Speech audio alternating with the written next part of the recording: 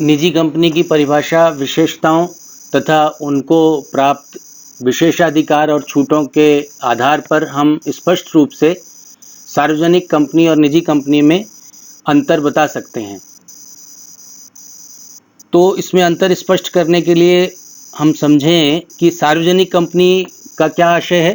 सार्वजनिक कंपनी की परिभाषा हमने पहले भी अध्ययन की है, जिसमें स्पष्ट रूप से कहा गया है कि सार्वजनिक कंपनी ऐसी कंपनी है जो निजी कंपनी नहीं है तथा जिसकी निर्धारित की गई राशि की न्यूनतम प्रदत्त अंश पूंजी होती है, किंतु वर्तमान में सार्वजनिक कंपनियों के लिए कोई भी न्यूनतम राशि निर्धारित नहीं कर रखी है।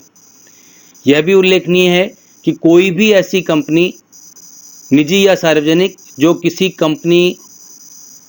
जो निजी कंपनी नहीं है कि सहायक कंपनी है, तो वह सहायक कंपनी भी सार्वजनिक कंपनी ही मानी जाएगी, चाहे ऐसी सहायक कंपनी अपने अंतर नियमों में निजी कंपनी ही बनी रहे।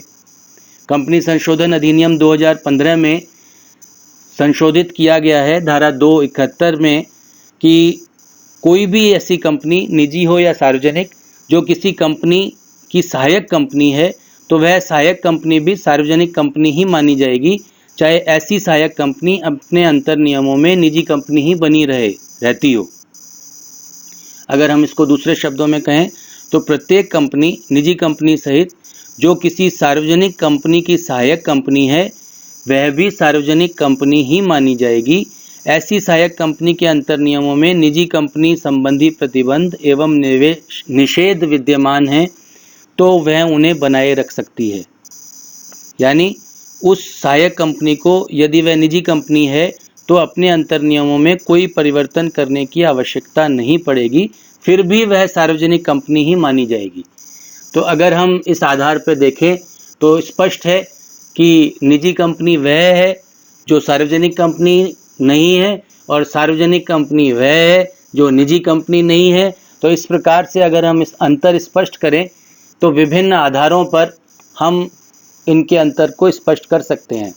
पहला आधार हम लेते हैं मिनिमम मेंबर्स या सब्सक्राइबर्स का। न्यूनतम सदस्य या अभिदाताओं की संख्या के आधार पर स्पष्ट रूप से प्राइवेट और पब्लिक कंपनी में अंतर है। एक व्यक्ति कंपनी के अतिरिक्त प्रत्येक निजी कंपनी में कम से कम 2 अभिदाता या सदस्य होने चाहिए, और एक व्यक्ति कंपनी की दशा में केवल एक ही सदस्य होता है, और वही व्यक्ति कंपनी के सीमा नियम पर अभिदाता के रूप में हस्ताक्षर करता है। जबकि सार्वजनिक कंपनी में कंपनी के सीमा नियम पर हस्ताक्षर करने हेतु कम से कम 7 अभिदाताओं की, सब्सक्राइबर्स की, सदस्यों की आवश्यकता पड़ती है। ये सब्सक्राइबर्स ही कंपनी के प्रथम सदस्य बनते हैं। दूसरे शब्दों में अगर कहें तो एक सार्वजनिक कंपनी में कम से कम 7 सदस्य होने चाहिए। दूसरा आधार का हम जिक्र करें तो मैक्सिमम मेंबर्स, अधिकतम सदस्य कितने हो सकते हैं। एक निजी कंपनी में अधिकतम सदस्य संख्या 200 हो सकती है, लेकिन एक सार्वजनिक कंपनी में अधिकतम सदस्यों की संख्या पर कोई प्रतिबंध या सीमा नहीं लगाई गई है। तीसरे आधार की हम बात करें, आर्टिकल्स, अंतर नियम।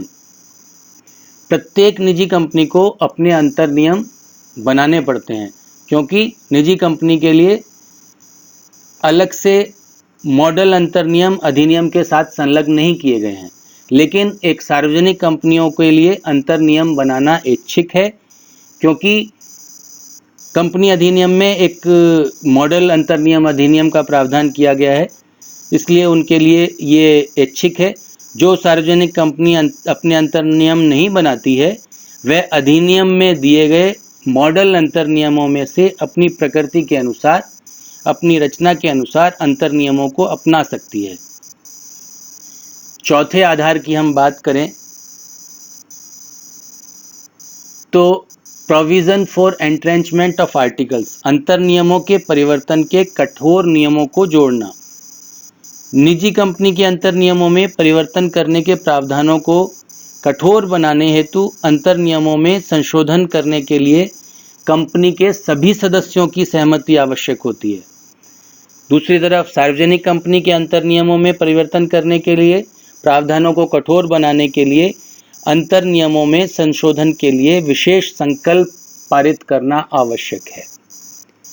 अगले आधार की हम बात करें तो रेजिंग ऑफ कैपिटल, पूंजी की प्राप्ति। प्रत्येक निजी कंपनी निजी आधार पर प्राइवेट प्लेसमेंट ऑफर लेटर के द्वारा अपने लिए पूंजी प्राप्त कर सकती है। यह प्रविवरण निर्गमित कर जनता को कंपनी की प्रतिभूतियों के क्रय के लिए आमंत्रित नहीं कर सकती, उसको प्रविवरण जारी नहीं करना होता है। और दूसरी तरफ सार्वजनिक कंपनी अपने निजी आधार पर प्रस्ताव पत्र के माध्यम से तथा प्रविवरण के माध्यम से पूंजी प्राप्त कर सकती है, क्योंकि उसको न्यूनतम अभिदान प्राप्त करना होता है। दूसरे शब्दों में अगर कहें तो प्रत्येक सार्वजनिक कंपनी निजी आधार पर तथा सार्वजनिक रूप से जनता को प्रतिभूतियों का प्रस्ताव करके पूंजी प्राप्त कर सकती है। छठे अंतर के आधार के रूप में हम चर्चा करें तो न्यूनतम अभिदान, मिनिमम सब्सक्रिप्शन के आधार पर निजी कंपनी पर अंशों के आवंटन से पूर्व न्यूनतम अभिदान का प्रावधान लागू नहीं होता, लेकिन सार्वजनिक कंपनी को जनता को प्रतिभूतियों के आवंटन से पूर्व न्यूनतम अभिदान को प्राप्त करना होता है।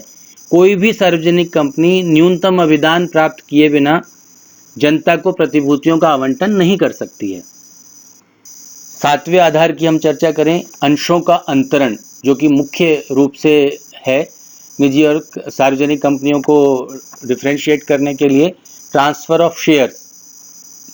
निजी कंपनी के सदस्य कंपनी के अंतर नियमों में दिए गए प्रतिबंधों के अधीन ही अपने अंशों का अंतरण कर सकते हैं, यानी कि उनके अंतर नियमों में जो प्रोविजंस दिए गए हैं, निषेध नहीं है लेकिन एक प्रतिबंध है कि वो अपने अंशों का अंतरण कर सकते हैं, लेकिन केवल अपने अंतर नियमों में जो प्रावधान दिए गए हैं उनके अंतर्गत, तो इन पर प्रतिबंध है।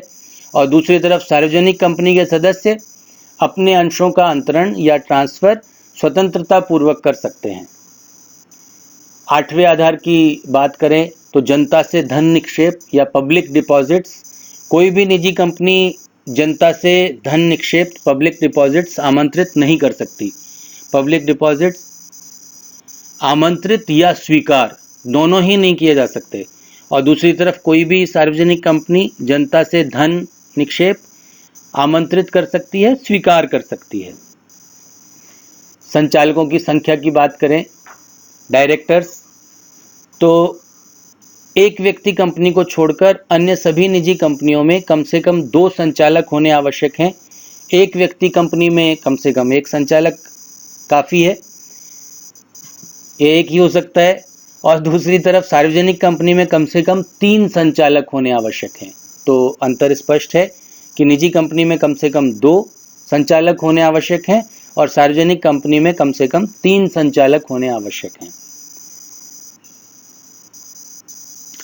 अगले आधार की बात करें तो इंडिपेंडेंट डायरेक्टर, स्वतंत्र संचालक। किसी भी निजी कंपनी के संचालक मंडल में स्वतंत्र संचालक इंडिपेंडेंट डायरेक्टर्स होने अनिवार्य नहीं है, लेकिन प्रत्येक सूचीबद्ध कंपनी तथा निर्धारित वर्गों की सार्वजनिक कंपनियों के संचालक मंडल के कुल संचालकों में से कम 1/3 संचालक स्वतंत्र संचालक के रूप में होने आवश्यक हैं। तो ये स्पष्ट है कि निजी कंपनी में स्वतंत्र संचालक होने अनिवार्य नहीं है, लेकिन दूसरी तरफ सार्वजनिक कंपनियों में 1/3 संचालक स्वतंत्र संचालक होने आवश्यक हैं। रिटायरमेंट ऑफ डायरेक्टर्स की हम बात करें तो इसमें भी अंतर स्पष्ट है। संचालकों की बारी बारी से सेवानिवृत्ति होती रहती है। निजी कंपनी में कंपनी के संचालकों का बारी से निवृत्त होना अनिवार्य नहीं है, रिटायरमेंट बाय रोटेशन आवश्यक नहीं है। लेकिन एक सार्वजनिक कंपनी के कुल संचालकों में से कम 2/3 संचालक बारी से निवृत्त होने चाहिए। ऐसे संचालकों में से प्रतिवर्ष 1/3 संचालक बारी बारी से वार्षिक साधारण सभा पर सेवानिवृत्त होने आवश्यक हैं।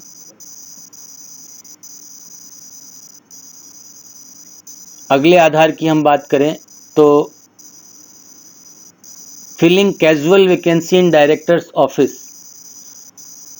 किसी भी निजी कंपनी का संचालक मंडल अपनी कंपनी में आकस्मिक रूप से रिक्त हुए संचालक पद को भरने हेतु किसी भी अन्य व्यक्ति की नियुक्ति नहीं कर सकता है।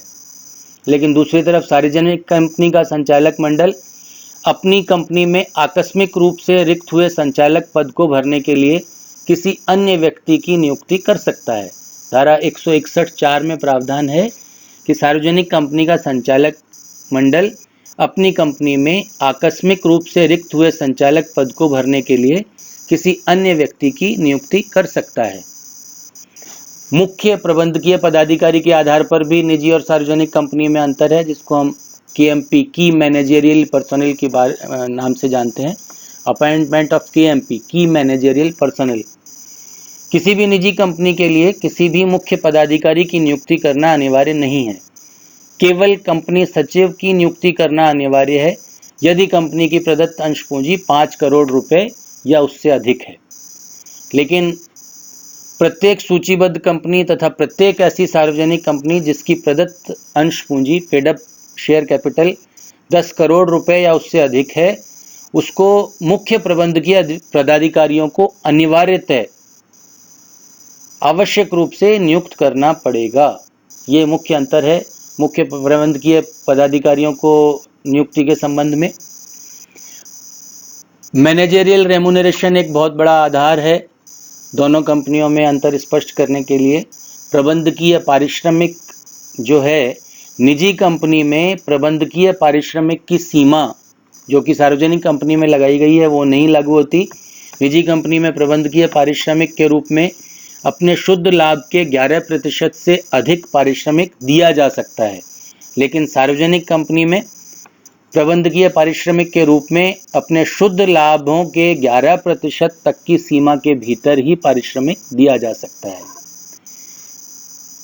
अगले आधार की हम बात करें तो कोरम, कार्यवाहक संख्या या जिसको हम गणपूर्ति कहते हैं, एक सभा में कार्यवाही संचालित करने के लिए सदस्यों की संख्या के बारे में एक निजी कंपनी की सभा में कार्यवाहक संख्या या कोरम पूर्ति के लिए कम से कम 2 सदस्यों का व्यक्तिगत रूप से उपस्थित होना अनिवार्य है, जबकि सार्वजनिक कंपनी की सभा में कोरम पूरा करने के लिए निर्धारण कंपनी की कुल संख्या के आधार पर किया जाता है। 1000 से कम सदस्यों वाली कंपनी की सभा में कम से कम 5 सदस्य व्यक्तिगत रूप से उपस्थित होने चाहिए। 1001 से 5000 तक के सदस्यों वाली कंपनी की सभा में कम से कम 15 सदस्य तथा 5000 से अधिक सदस्यों वाली कंपनी की सभा में कम से कम 30 सदस्य व्यक्तिगत रूप से उपस्थित होंगे, तभी कोरम पूर्ति मानी जाएगी, न्यूनतम संख्या कार्यवाहक संख्या मानी जाएगी। अगले आधार की हम बात करें तो वार्षिक साधारण सभा में जो प्रतिवेदन है, रिपोर्ट ऑन AGM, किसी भी निजी कंपनी को अपनी वार्षिक साधारण सभा का प्रतिवेदन तैयार करके रजिस्ट्रार के समक्ष प्रस्तुत नहीं करना पड़ता, लेकिन दूसरी तरफ सार्वजनिक कंपनी में प्रत्येक सूचीबद्ध कंपनी को अपनी प्रत्येक वार्षिक साधारण सभा की कार्यवाही का प्रतिवेदन तैयार करके रजिस्ट्रार को प्रस्तुत करना पड़ता है। अगले अंतर के आधार की बात करें तो सेक्रेटेरियल ऑडिट रिपोर्ट, सचिवीय अंकेक्षण पद्धति।